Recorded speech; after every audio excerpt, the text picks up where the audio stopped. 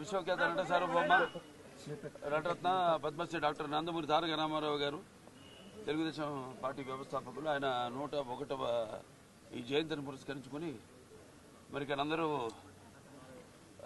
కుటుంబ సభ్యులైతేనేమి పార్టీ కార్యకర్తలు అందరూ కూడా ఆయనకి ఘన నివాళులు అర్పించడానికి ఎన్టీఆర్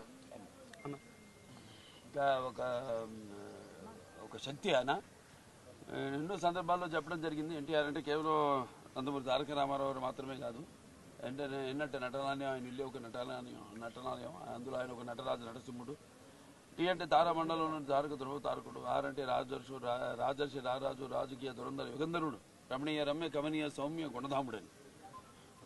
అలాగే ఆయన మొదటి నుంచి కూడా చూస్తే ఆయన ఈ జీవిత ప్రస్థానం ఒక మామూలు రైతు కుటుంబంలో పుట్టి, అలాగే ముందు అవకాశం వచ్చాడు కూడా కాదు అని ముందు చదువుకే ప్రాధాన్యత ఇచ్చి ఆయన చదువు పూర్తి చేసుకున్నాక మరి చలనచిత్ర ప్రవేశంలోకి అడుగుపెట్టడం జరిగింది.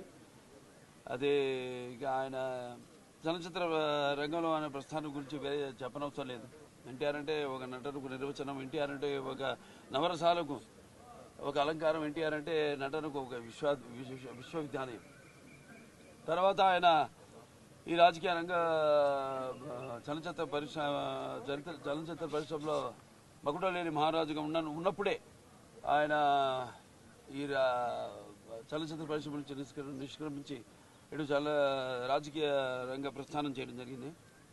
అలాగే ఆయన ఎన్టీఆర్ అంటే ఆ తర్వాత నవశకానికి ఒక ఆరంభ మంత్రం, ఎన్టీఆర్ అంటే ఒక నవజాతికి మార్గదర్శకం, అలాగే ఎన్టీఆర్ అంటే నానా జాతులకు దైవ సమానం.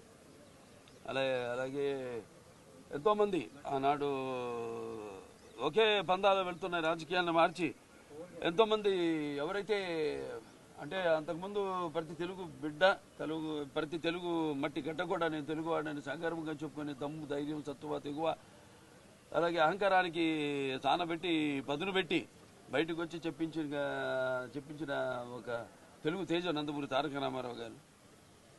అంటే ప్రతి తెలుగు బిడ్డ బొడ్డు ఉడక ముందే రాజకీయ చైతన్యం తీసుకొచ్చింది నందమూరి తారక రామారావు గారు. అలాగే అంతకుముందు ఎంతోమందికి రాజకీయాల మీద పెద్ద ఆసక్తి ఉండేది కాదు, అలాగే చాలామందికి తెలిసేది కాదు అసలు రాజకీయాలు అంటే ఏంటో. అటువంటిది ఒక రాజకీయ చైతన్యం తీసుకొచ్చి కేవలం రాజకీయాలకు కొంతమందికే పరిమితమైన ఈ రాజకీయాల్లోకి అటు డాక్టర్లు అయితేనేమి, లాయర్లు అయితేనేమి, గ్రాడ్యుయేట్లు అయితేనేమి, పోస్ట్ గ్రాడ్యుయేట్లు అయితేనేమి, అలాగే అభిమానులు అయితేనేమి అందరూ కూడా రాజకీయాల్లోకి తీసుకొచ్చి మరి అంతవరకు ఈ యొక్క అధికారంలో ఉన్న పదవులకు దూరంగా ఉన్న బడుగు బలహీన వర్గాలు అయితేనేమి, వెనకబడిన తరగతులు, అలాగే తాడిత పీడిత కులాలు అయితేనేమి, మైనారిటీలు అయితేనేమి అందరూ కూడా తీసుకొచ్చి సాధారణంగా ఆహ్వానించి అధికారంలో ఉన్న పదవులతో అలంకరించిన మహానుభావుడు నందమూరి తారక రామారావు గారు. అలాగే ఆయన మరి రాజకీయ రంగంలోకి వచ్చాక అధికారాన్ని పార్టీ పెట్టి 9 నెలలకి అధికారాన్ని చేజిక్కించుకుని మరి తర్వాత ఆయన ప్రవేశపెట్టిన ఎన్నో పథకాలు ఎన్నో సాహసోపేతమైనవి, ప్రజలకు ఉపయోగపడేవి, అలాగే ఎంతో సానుకూలమైనవి. ఎన్టీఆర్ రాజకీయాలకు రాకముందు, ఎన్టీఆర్ రాజకీయాల్లోకి ఇచ్చాక ఆయన ప్రవేశపెట్టిన పథకాలు వాటిని ప్రవేశపెట్టి అమలు పరుస్తూ ముందుకు వెళ్ళడమే తప్పితే ఇప్పుడున్న పార్టీలకు మన రాష్ట్రంలోనే కాదు దేశంలో కూడా చూసినా మనం